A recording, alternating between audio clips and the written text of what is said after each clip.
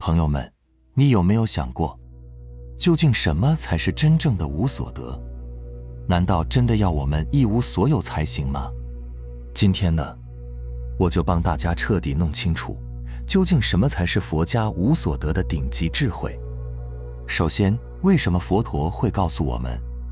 一定要无所得，才能最终大彻大悟呢？很简单，因为诸法空相，向外一切都是空，都是虚相。一旦你有所得，有所住，那么你住的、得的就一定都是梦幻泡影，这就成了《金刚经》里的颠倒梦想。这样的结果就是你一定会在轮回中受苦。这一阶段呢，就是看山是山，看水是水的层次。在当下的时空节点，绝大多数的人都处在这一阶段，都在被外面的内容所吸引，不是跟着这个现象跑，就是跟着那个现象跑，总是在抓取着各种各样的内容，被现象所转，被外物所转。那么我们为什么会被外物所转呢？因为我们没有看清楚现象的真实相貌究竟是什么样的，它的特征，它的本质是什么，所以我们的视角是很局限的，于是就会觉得容貌就应该是不变的，健康我可以永久地获得它等等。这就是对现象的无常没有一个很好的认识，因为现象都是无常的，但是我们总觉得是可以永久地去保留它。所以虽然我们的期待是好的，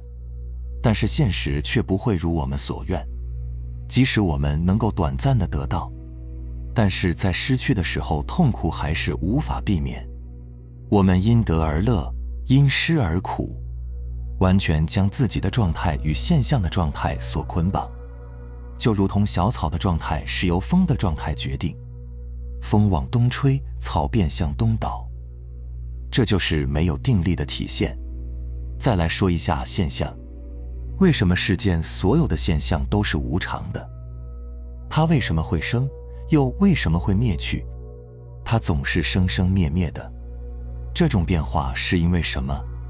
因为所有的现象都是因缘所生，就是说它需要各种各样的条件汇聚在一起，然后才会让这个现象产生。而当这些条件离散的时候，或者是有些条件不具备的时候，那么这些条件所组成的那个现象就会因为条件不具备而消散掉，这就是导致了现象生灭的主要原因。通过这样的观察，我们就能够看到现象具有3个属性。第一个是无常，它是因缘所生的，它会变化，它不是固定一直保持一种状态的。第二个属性是苦，它在变化的过程中，因为我们不了解无常的本性，所以就会认为它是常态的，那么在它变化的时候，就会与我们的期待相对立，那么我们就会产生苦。最后最重要的一点，就是现象本身是空性的，它是没有自性的。什么是自性？就是自我存在之性。因为现象的存在，它所依赖的不是它本身，它依赖的是其他的条件，它需要其他的因缘汇聚才能产生，说明它是没有自性的。其实在一切空性的对面呢，都是那个如如不动的自性。我们真正要做的，只是向内回归自性，回归本来即可。那个具足圆满的如来智慧佛性明明一直就在那里，又何须你有所得呢？佛陀告诉我们，你之所以没有成佛，只是因为你被妄想执着遮蔽，还没有能够破除我执，从困住你的种种假象当中出离。我们原本具足光明的如来智慧佛性，就是被那个五蕴所组成的我尘封的太密太久，以至于你根本无法回归，一直处在迷失当中。只有当你最终把该空的都空掉，也就是把我以及由我而生、由我而得的一切都给空掉了以后，一步步地完成了破相、破我执，也就是看山不是山，看水不是水的过程，在具备了这个破明相的功夫以后，才能做到在红尘俗世当中以自性而为，心不染浊，一无所得的去体验和修行。这就是佛家所讲的明心见性了。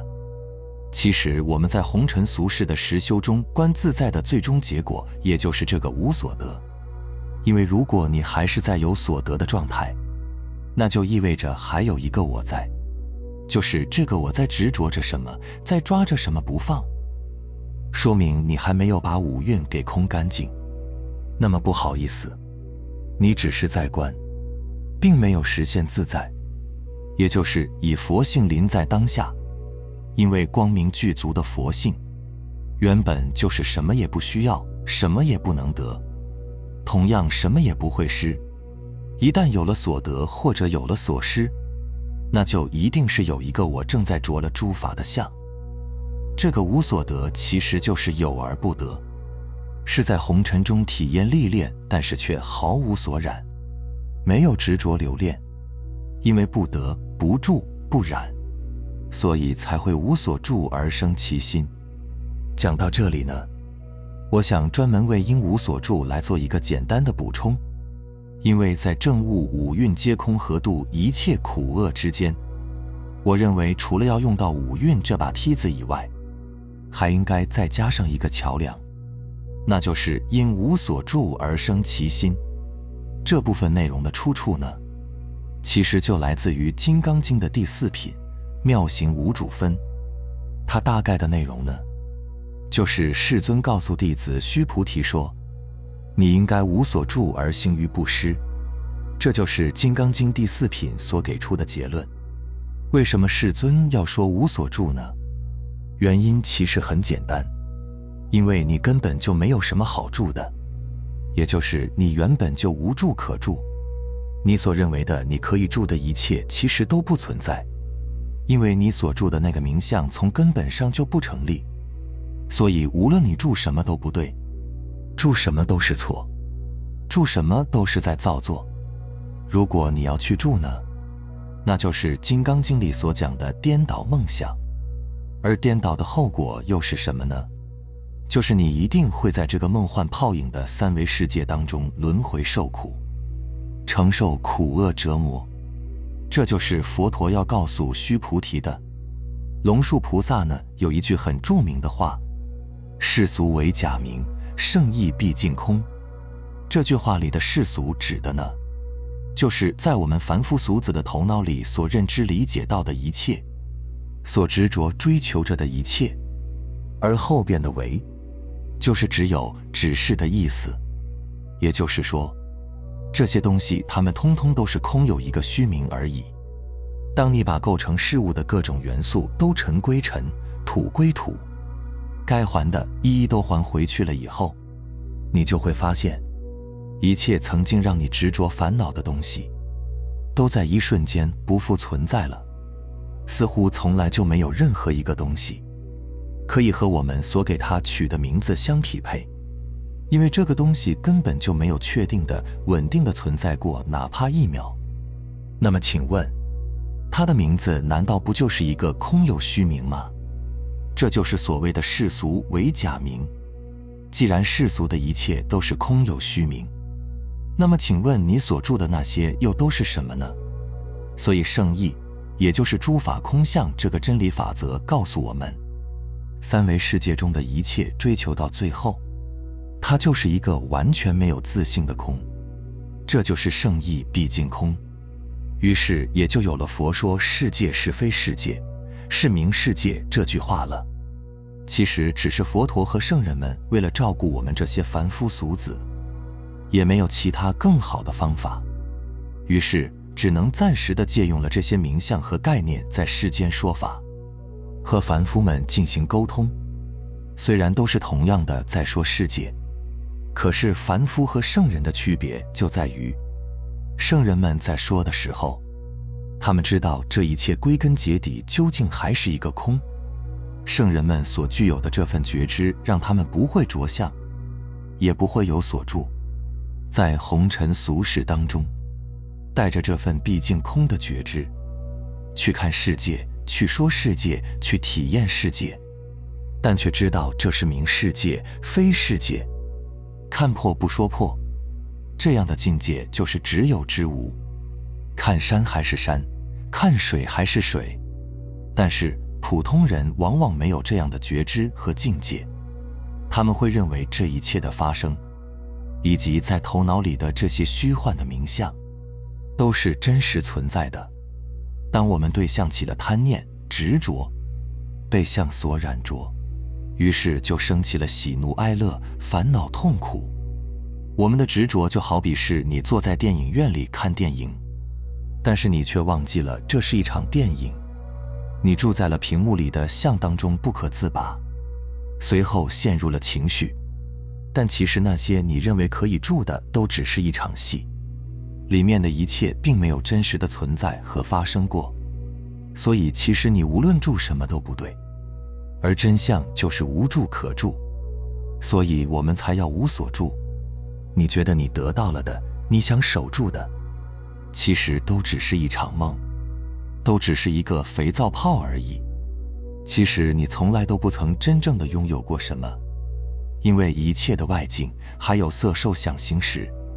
包括你的肉体在内，都是时刻在生灭变化，空无自性的。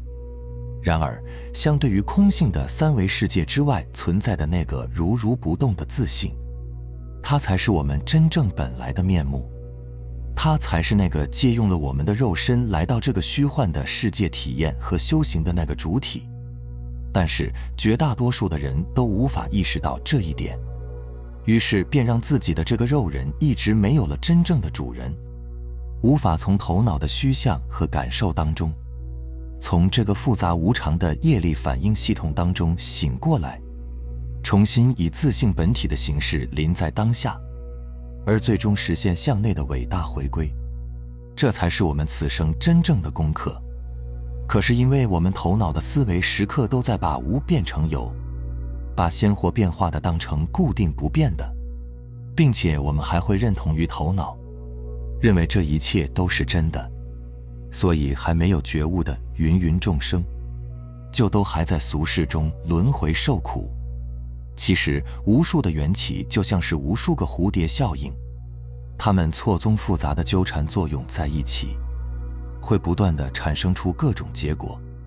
这是一个动态流变的过程，就像是你正在吹出一个个的肥皂泡泡，有不同的形状，不同的大小，每个泡泡维持的时间有长有短，各不相同。有的泡泡破了，可是又不断的有新的泡泡被吹出来，还不断的会有小泡泡合在一起变成一个大泡泡。但是每一个泡泡其实都是空的，你正在执着的任何一个泡泡，都是在着相。现在，你所执着的每一个泡泡，也就是每一个结果，它们其实都是由曾经的某一念，经过复杂的演化而来的。所以我们才要无所住，因为我们所住的一切，都只是一个随时都会破灭的肥皂泡而已。这些一刻也没有停止演化的结果，你要怎么住呢？说到这里，我想起了禅宗里的一句话：吃了一辈子的饭，但却未曾咬过一粒米；穿了一辈子的衣，